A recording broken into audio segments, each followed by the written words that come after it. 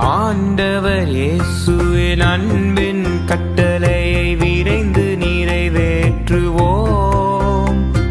கிராமங்கள் பட்டணம் தேடியே சென்று வேத வசனம் விதைப்போம். ஆண்டவர் இயேசுவின் அன்பின் கட்டளையை